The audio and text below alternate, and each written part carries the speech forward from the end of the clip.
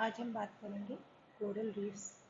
Coral reefs जो होती हैं ये एक तरह का अंडर वाटर इकोसिस्टम है which is characterised by reef building corals. Reefs जो होती हैं they are formed of colonies of coral polyps together by calcium carbonate. इनमें मेनली स्टोनी कोरल्स होते हैं जिनके पोलिप्स जो है क्लस्टर में या ग्रुप्स में पाए जाते हैं। कोरल्स जो है वो फाइलम नाइडेरिया या सिलिंड्रेटा के क्लास एंथोजोआ को बिलोंग करता है।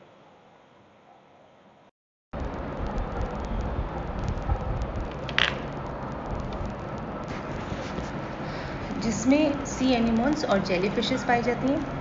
अनलाइक सी एनिमोन्स, कोरल जो होते हैं they secrete hard calcium carbonate exoskeleton जो कि कोरल्स को सपोर्ट करता है। और कोरल्स जो है, कोरल रीफ्स जो हैं वो वार्म, शैलो, क्लियर, सनी और एजिटेटेड वाटर में पाए जाते हैं। कोरल रीफ्स जो है सबसे पहले 485 साल पहले at the dawn of early Ordovician तब या कैम्ब्रियन में पाए गए थे। इनको रेन फॉरेस्ट ऑफ सी कहा जाता है क्योंकि यहाँ पर बहुत डाइवर्स इकोसिस्टम पाया जाता है। They occupy less than 1% of world ocean area. Some of the और इनमें सी या मेराइन जो स्पीशीज़ हैं उनमें से कम 25% स्पीशीज़ जो होती हैं वो कोरल रीफ्स में पाई जाती है, like fish, mollusc, worms, crustaceans, echinoderms, sponges, tunicates और अदर नाइडेरियंस। कोरल रीफ्स जो हैं वो ओशन वाटर में उनमें न्यूट्रिएंट्स पाए जाते हैं, इसलिए वो वहाँ काफ़ी फ्लरिश करते हैं। कॉमनली जो है शैलो डेप्थ में, ट्रॉपिकल वाटर के शैलो डेप्थ में पाए जाते हैं, लेकिन कहीं कहीं डीप वाटर में भी और कोल्ड वाटर में भी कोरल रीफ्स पाए जाते हैं। उनका फॉर्मेशन जो है वो ग्लेशियल पीरियड में जब आइस मेल्ट हुआ था तो सी लेवल राइज हुए थे एंड कॉन्टिनेंटल शेल्स पे फ्लड आए थे। मोस्ट कोरल रीफ्स जो है वो तब की 10,000 साल पुरानी है। As communities establish themselves the reefs, जैसे जैसे उसमें कम्युनिटीज़ ऐड होती जाती हैं वैसे वैसे कोरल रीफ्स जो हैं वो अपवर्डली ग्रो करती हैं और सी लेवल को राइज करती हैं। रीफ्स जो धीरे धीरे बढ़ती हैं वो ड्रॉन हो जाती हैं क्योंकि उनको सफिशिएंट लाइट नहीं मिलती। Coral reefs are found in the deep sea away from the continental shells, तो वहाँ पर they are around the oceanic island and atolls.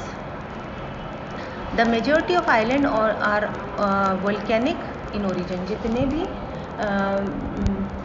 Mostly जो कोरल रीफ्स के जो आइलैंड्स हैं दे आर वोल्केनिक हैं उन या फिर टेक्टोनिक ओरिजिन के हैं, क्योंकि जो अर्थ की ओशन के नीचे वाली जो टेक्टोनिक प्लेट्स हैं उनके मूवमेंट की वजह से इनका फॉर्मेशन होता है। Now structure and distribution of coral reef जो है चार्ल्स डार्विन के अनुसार उन्होंने सबसे पहले एटॉल रीफ्स जो देखी थी वो बीगल के उनकी यात्रा के समय देखी थी और उन्होंने ये थ्योरी दी थी कि सब्सिडेंस ऑफ अर्थ क्रस्ट होने की वजह से जो है एटॉल का फॉर्मेशन होता है। उन्होंने कहा कि जब वोल्केनिक आइलैंड एक्सटिंक्ट होता है तो उसके चारों तरफ फ्रिंजिंग रीफ का फॉर्मेशन होता है एंड देन उस सब्सिडेंस के कंटिन्यू होने की वजह से बैरियर रीफ और अल्टीमेटली एटॉल रीफ का फॉर्मेशन होता है।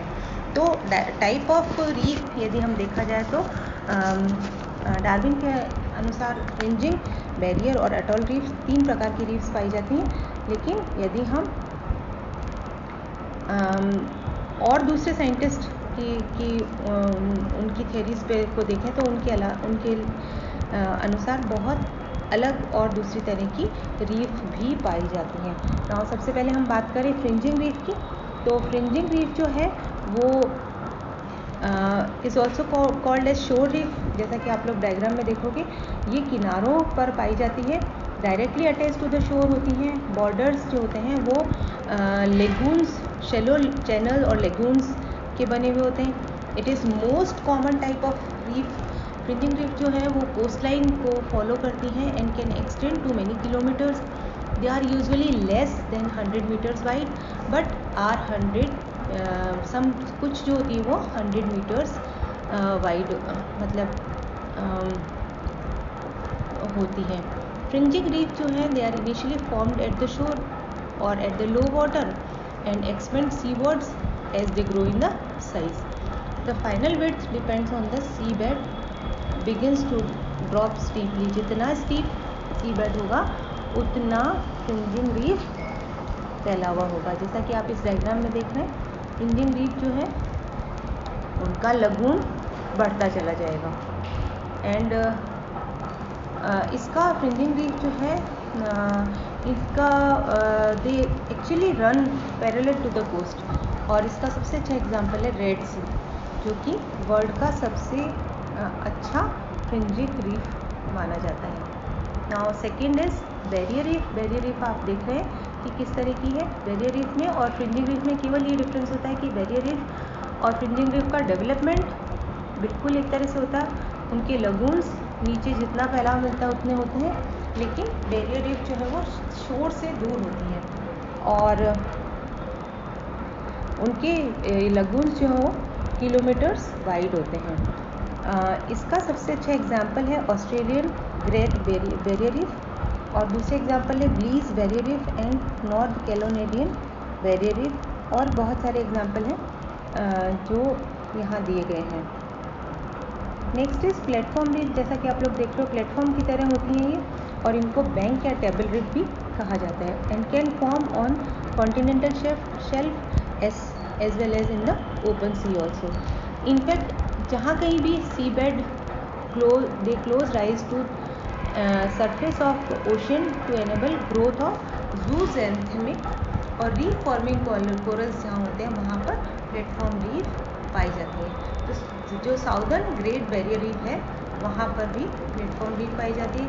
Capricorn group on the continental shelf जो है जो कि 100 से 200 किलोमीटर्स का कोस्ट लाइन है वहाँ पर ही पाई जाती है। सम प्लेटफॉर्म रीफ्स जो है वो नॉर्दर्न मैस्केरेंस जहाँ पर कि several 1000 kilometres from the mainland है वहाँ पर भी ये पाई जाती हैं। फ्रिंजिंग और बैरियर रीफ के विपरीत इसमें दे extend only seaward. Platform reef grow in all direction, her direction में ये ग्रो करती हैं और साइज में वेरिएबल होती है। Platform reef can be found with in atolls also, atoll में भी पाई जा सकती हैं ये। और इसका सबसे अच्छा एग्जांपल है रेड सी में जहाँ जो कि जिद्दा के पास में है वहाँ पर प्लेटफॉर्म रीफ का बहुत अच्छा एग्जांपल है। लक्षद्वीप जो हैं उनमें भी यू शेप के प्लेटफॉर्म रीफ पाए जाते हैं।